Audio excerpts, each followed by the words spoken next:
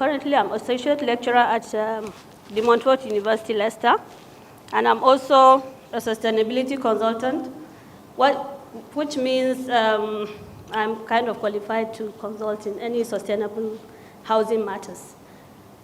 Next slide, please.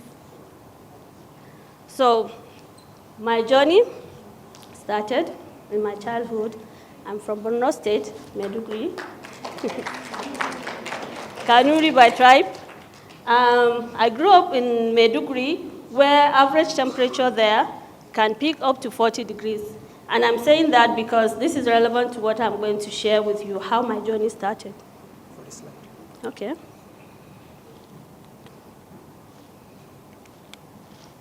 Okay, sorry.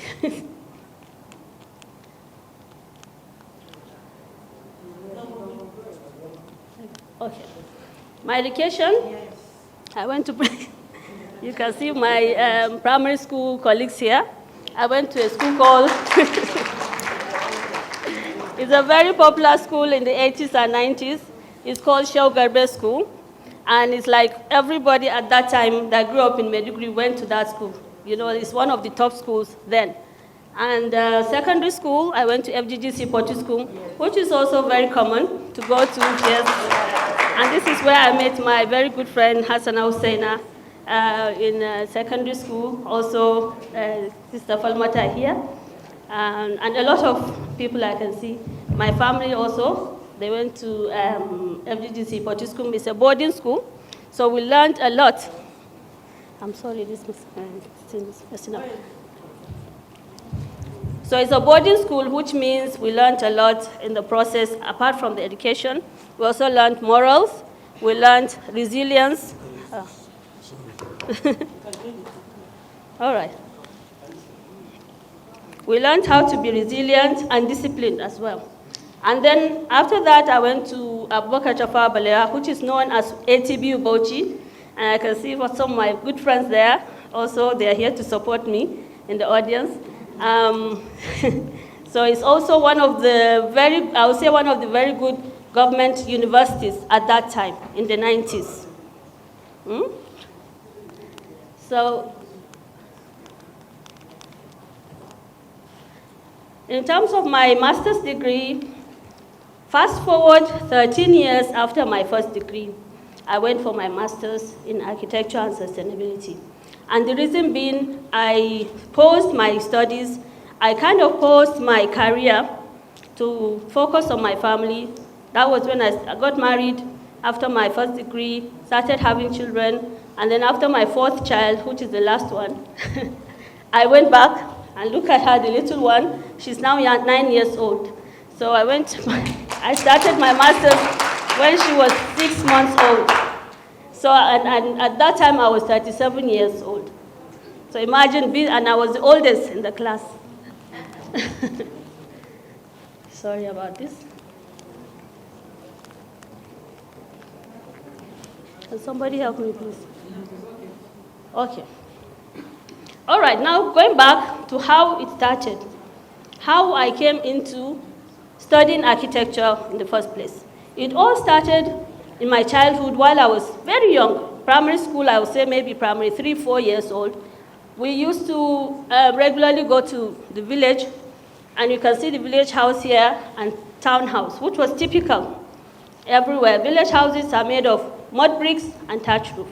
And then in the town, you have concrete block walls, and then aluminum or zinc roof, just metal roofs. So, but then, what I noticed as a child was when we went to the village to visit our grandparents, I was very happy and comfortable in the house.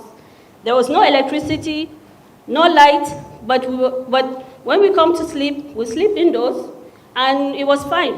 We didn't even need fans. And contrary to that, in the town, Maiduguri, as you know, is well known for not having constant electricity. And the houses would be like, I would say, very hot during the hot season. And that's why, going back to that 40 degrees, it was as hot as that. So what we ended up doing sometimes without lights is we sleep outdoors. We sleep in the either courtyard or just the parking space. We bring out, in the evening we take out, in fact, before we take out the mats, we had to pour water on the ground to soak it up, to make it cool. And some of my colleagues here can relate to that. And then put mats, and put mattresses there, and then we sleep.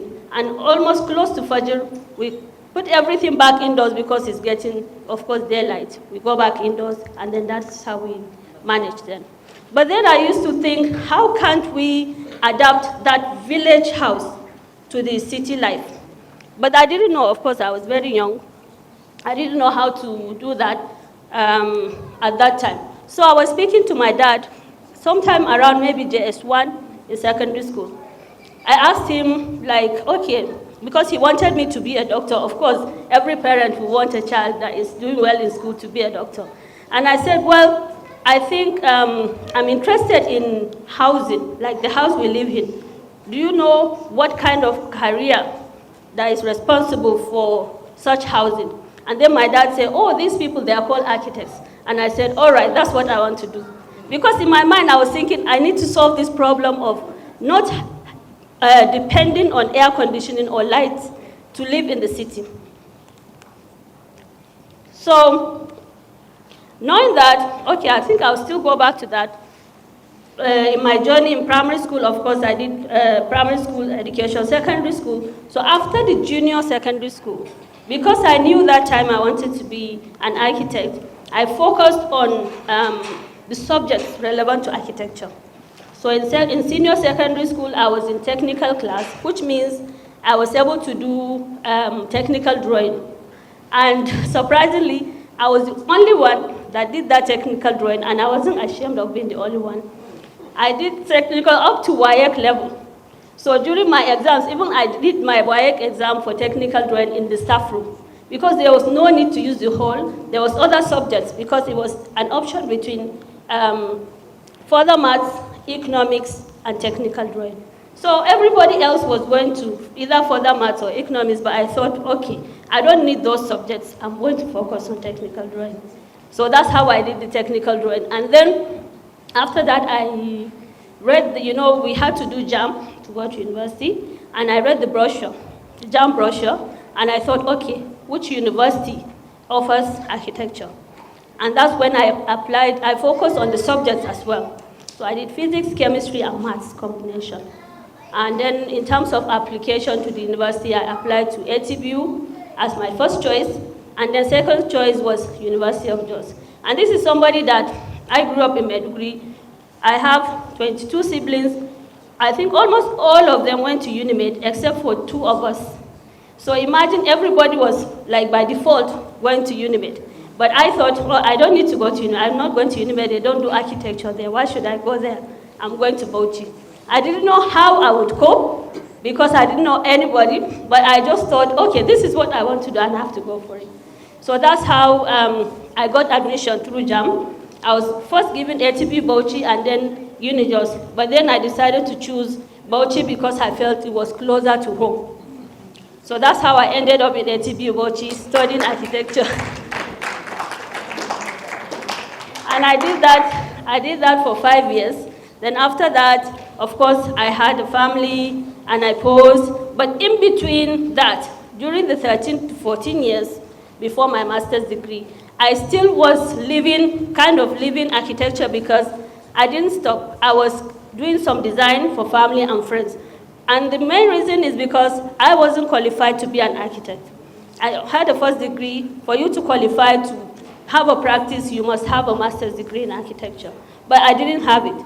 And also with the challenges of children, family, you have a home to maintain and all that, I just thought, okay, let me just wait. Even though, yes, there were some obstacles, but I was still patient. Like what my previous speakers mentioned about perseverance. I was still patient, waiting for the right time. And I thought, okay, one day, hopefully, if I'm lucky to practice architecture, I will do that. But because my own thinking is, I need to solve this problem. And even at that time, this problem was still not solved.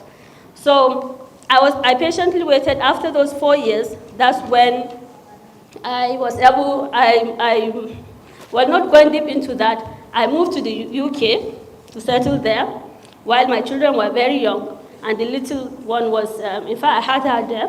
I had my youngest child there. And then after 4 months, I started looking for admission for master's. But I wasn't very sure of getting the admission because imagine 13 years. But because I had, well, I'll say I was constantly making dua for what is best for me. I thought I needed to do like a qualification before that, but luckily, because I had a good first degree, I applied to the universities, to a few universities, and I got 2 admissions. 2 different universities gave me admission. And that is when I chose De Montfort University, Leicester. And because that was the first one that came out, and I thought, oh, at least I got something, let me grab it quickly. And then the following week, I received the other admission. But of course, I've already accepted the one in Leicester, and I think that's because that's where my destiny lies. So I went for the master's while my daughter was 6 months old. After that, I was, because I was trying to look for an architecture job, but then it entails me doing that full time.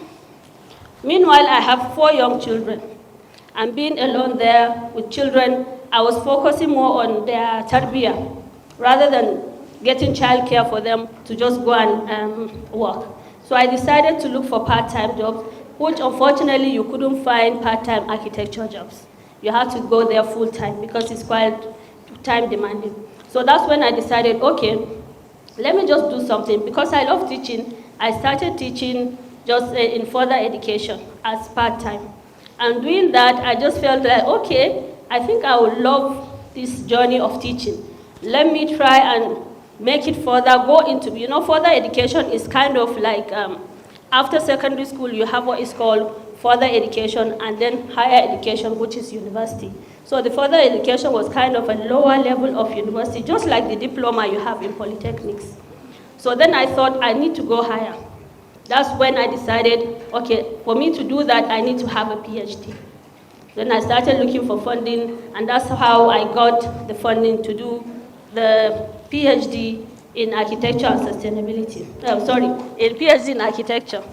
And my research topic is designing sustainable housing for slums, which is, slum is an informal settlement that doesn't have good housing structure.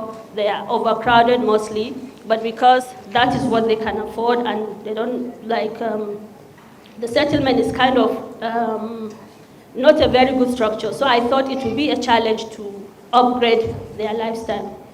And the case study here is in Abuja, Garki village.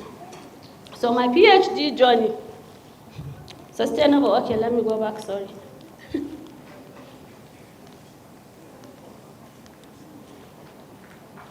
Okay, let me not waste too much time here. But what I want to say here is, for me, the main reason I went for this PhD is, first of all, because I have that 13-year employment and experience gap, I needed to go back into education and learn the current situation, learn new technology, learn new skills to fill up that void that I had. And then secondly, it will give me more time with my children. Because at that time, the youngest was like 5 years old. The eldest was just 16. And I thought leaving them to go and start my career would be too much for them. So I thought, let me just buy time, because PhD takes like 4 to 5 years. And I thought by then, at least after my PhD, they will be independent and I don't have to worry about leaving them at home if I'm able to travel or go somewhere else related to my career. So that's how I ended up in the PhD in architecture. Even though this one came with its own challenges, both in personal life and career-wise. Firstly, in terms of personal, it was difficult to manage having children and doing a full-time PhD. And that PhD is not like you going for lectures, coming back, and that's it. It's like a 24/7 experience. You have to just find time and study and read and find like the contribution. For you to contribute something new, you have to look at what everybody else has done and then you propose your own contribution. So that requires a lot of reading, a lot of studying, and sleepless nights and all that. And at the same time, in between, I was still trying to work part-time. So that's how I was able to get this associate lecturer job at the university while I'm teaching. So associate lecturer means you are teaching part-time, not fully. So I was able to balance that with my family and then the studies. It's not easy, but that is what I'm still doing that. So in terms of that, and then in terms of my, I would say, okay, next one. In terms of what a sustainable, for those of you that may be wondering what a sustainable house is, for me, what I'm trying to advocate for now as a sustainable house is not only the house that is environmentally friendly. You have to look at the holistic approach of it, which is social adequacy, that it has to meet the social needs and the culture. And for my PhD, I'm focusing more on designing housing that is suitable for a specific culture and a specific lifestyle, in addition to being environmentally friendly and also affordability. It has to be, one has to be able to afford to build and maintain. Not only affording to build, but you have to factor in the running cost of that building for a long time. So that is what a sustainable house is. So just to conclude, in terms of my journey, I would say what makes me kind of stand out from the crowd, because everybody will say, okay, this is just a journey about architecture and this and this. So what makes her different? Well, from what I've experienced from people that hear my story is because I'm doing this as a mature student at the age that a lot of people, like I would say, a lot of my colleagues are now professors. But I'm just starting my journey, and I consider myself a late woman. So I started my journey at a later life, but I would say I'm happy. I'm happy now with what the progress I've made so far. And I would say Allah has already destined my life and put all those obstacles for me to be able to achieve my goal at this specific time. So the first thing I would say for you as students now, young people, ensure that you work really hard. Hard work is important. After knowing what you want to do, you need to work hard to achieve that. And secondly, the perseverance. Here I put the meaning of perseverance because this is what I have done all my life, like the effort or achieve something despite difficulties and failure. I've faced a lot of challenges which I'm not going to go into right now, but it has been a difficult journey. A lot of people, especially women in my situation, would have given up in life. But I use that as I would say, this is my strength. This thing did not work, I need to move forward. I don't want to rely on others, I need to rely on only Allah for my success. And that is what I did with the perseverance and hard work, seeking that dream of being an architect to solve a problem of housing. So that is one, and then the support of my family and friends. My family has been very supportive in terms of financial and moral support. My parents are late. Unfortunately, my dad that wanted to see me achieve that dream did not live to see that. But alhamdulillah, at least I have a lot of siblings that are always supporting and that they always have my back. And then my friends. So what I would say for you, first of all, make sure you have good relationship with your families. And secondly, you have good friends and good people surrounding you. So what happened to me was, looking back now, I can reflect and say that I've been getting, each step of my life, Allah puts someone in my way, and then they'll help me move to the next step. Because I met so many good people along my journey that have influenced me in a positive way, one way or the other, and they move forward. One example is a friend of mine, while I was looking for childcare for my little one, and in the UK, the childcare is very expensive. I would say unaffordable. And I didn't have money. So she introduced me to someone she knew and said, this woman, she's a mom, she has 4 children, her husband was doing PhD that time. And she said she could help you to take care of your child while you go for your studies. And that's what I did. So because we don't live close together, I had to walk 30 minutes, pushing my child in a pushchair. She was 6 months old, remember that time. I pushed her, and then to drop her with the woman. And then I would walk another 30 minutes to university. My lecture started at 9 a.m. So I had to leave home by around 7 just to get there on time. But if I didn't have to do that, it was just like 20 minutes away. But I had to go around just so that I would drop the child and go there. But I was lucky she did that out of the goodness of her heart. And then after classes, I'll come back, pick my child. She was safe and well because she's also Nigerian. We had like this connection and she had little kids. And I'll pick my child, come back home. And that's how I did that throughout my master's studies, which I appreciate. So this is one of the examples. And now, as I'm talking to you now, this woman, she developed cancer and passed away like 3 years ago. Yeah. So, of course, I really miss her. But I could say she was one of the people that helped me during my challenging time that I felt like, okay, even because of that, I wouldn't be able to do the master's. But she was there to help me move to the next step. So that's one of the things that I would say about, especially when you make dua. When you make dua constantly, ask Allah for guidance, and Allah will bring people. Allah does not come down himself to do the help, but Allah will bring people in your way, good people to support and help you move forward. And of course, that is the power of dua. So I would say I think this is a little contribution I have. I hope this helps to inspire you in your future careers. Thank you.